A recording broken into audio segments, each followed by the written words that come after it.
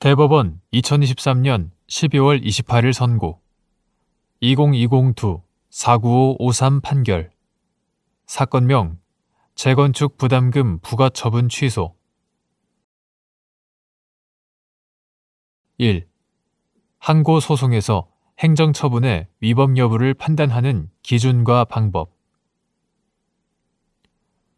항고 소송에서 행정처분의 위법 여부는 행정처분이 있을 때의 법령과 사실 상태를 기준으로 판단하여야 하고, 법원은 행정처분 당시 행정청이 알고 있었던 자료뿐만 아니라 사실심 변론 종결 당시까지 제출된 모든 자료를 종합하여 처분 당시 존재하였던 객관적 사실을 확정하고 그 사실에 기초하여 처분의 위법 여부를 판단할 수 있다.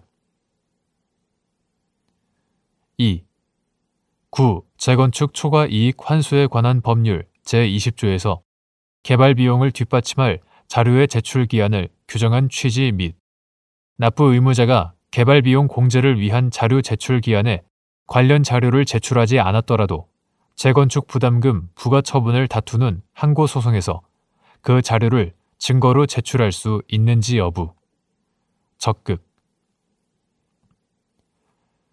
9. 재건축 초과 이익 환수에 관한 법률 2012년 12월 18일 법률 제11589호로 개정되기 전의 것. 이하 9. 재건축 이익 환수법이라 한다. 9. 재건축 이익 환수법 제20조가 공제할 개발 비용의 산정에 필요한 자료의 제출 기한을 규정하고 있고, 같은 법 제24조가 그 제출을 게을리한 자에 대하여 과태료를 부과하는 규정을 두고 있기는 하나, 9. 재건축 이익 환수법이 위와 같이 개발 비용을 뒷받침할 자료의 제출 기한을 규정한 취지는 재건축 부담금의 신속한 산정 및 부과를 통한 행정의 원활한 수행을 보장하고자 함에 있을 뿐, 이미 부과된 재건축 부담금의 적법 여부를 다투는 항고 소송에서 개발 비용의 산정에 반영할 수 있는 증명 자료의 범위를 제한하려는 것이라고 해석할 수는 없다. 따라서 납부 의무자가 개발 비용 공제를 위한 자료의 제출 기한이 지나도록 관련 자료를 제출하지 않았더라도 9. 재건축 이익 환수법 제24조에 따라 혜택 기간에 비례한 과태료가 부과되는 것을 넘어서 재건축 부담금 부과 처분을 다투는 항고 소송에서까지 그 자료를 증거로 제출할 수 없게 되는 것은 아니다.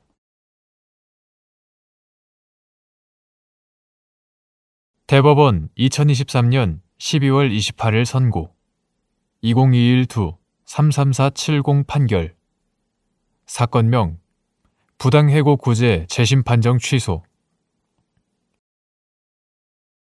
1. 특정 사유가 징계 해고 사유에는 해당하나 통상 해고 사유에는 해당하지 않는 경우 사용자가 재량으로 그 사유를 이유로 통상 해고 처분을 할 수 있는지 여부. 적극.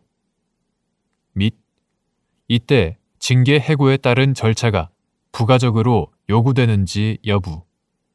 원칙적 적극.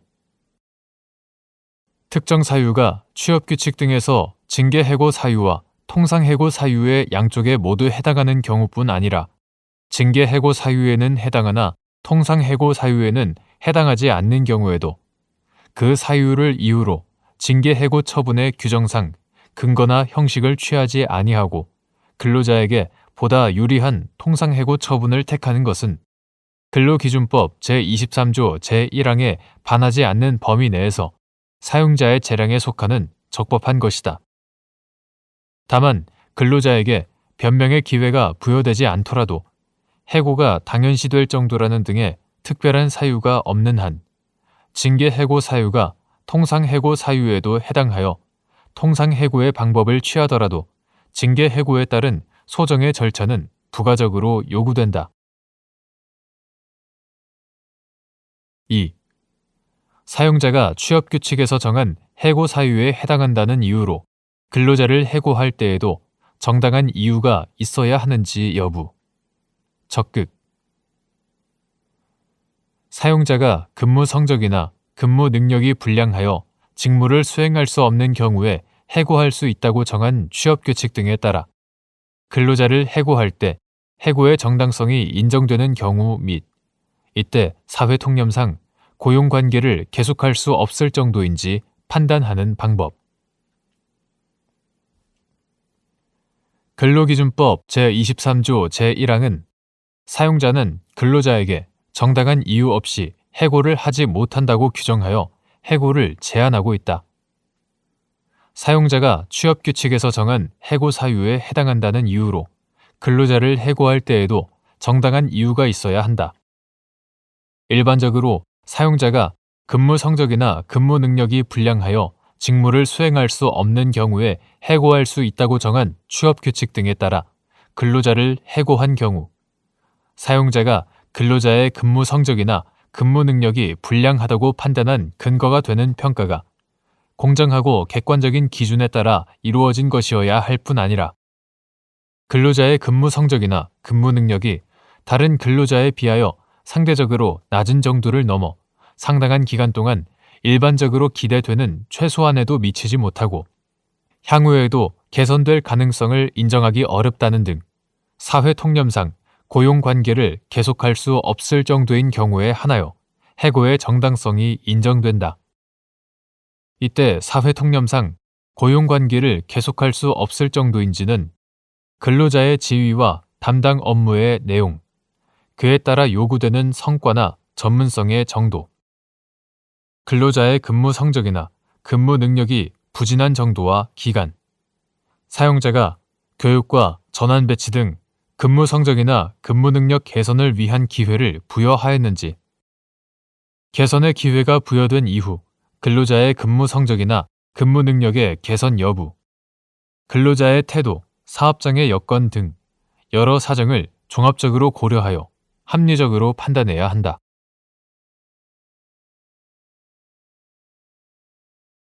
대법원 2023년 12월 28일 선고 2023-2 50127 판결 사건명 불합격 처분 취소 장애인을 채용하려는 사용자가 채용을 위한 면접시험에서 장애인 응시자에게 직무와 관련이 없는 장애에 관한 질문을 함으로써 장애인 응시자를 불리하게 대한 경우 장애인 차별 금지 및 권리구제 등에 관한 법률 제4조 제1항 제1호의 차별 행위에 해당하는지 여부. 원칙적 적극. 고용은 장애인의 소득 기반으로서 인격 실현과 사회 통합을 위한 중요한 매개체이므로 차별이 금지되어야 하는 핵심 영역이라고 할 수 있고 고용 과정에서의 차별 금지는 장애인과 비장애인 사이에 공정한 참여 및 경쟁의 기반을 마련함으로써 평등한 기회를 보장하기 위한 것이므로 장애인을 채용하는 과정에서 실시하는 면접 시험의 경우에도 위와 같은 취지 등이 최대한 반영되어야 한다. 장애인 차별 금지 및 권리 구제 등에 관한 법률 이하 장애인 차별 금지법이라 한다. 장애인 차별 금지법 제4조 제1항 제1호, 제3항 제2호, 제6조, 제10조 제1항, 제47조 제2항의 규정 내용과 체계, 고용의 성격 등에 비추어 보면 장애인을 채용하려는 사용자가 채용을 위한 면접시험에서 장애인 응시자에게 직무와 관련이 없는 장애에 관한 질문을 함으로써 장애인 응시자를 불리하게 대하였다면 이는 차별 행위가 장애를 이유로 한 차별이 아니라거나 특정 직무나 사업 수행의 성질상 불가피한 경우라는 등의 정당한 사유가 있었다는 점을 사용자가 증명하지 못하는 이상 장애인 차별금지법 제4조 제1항 제1호의 차별 행위에 해당한다.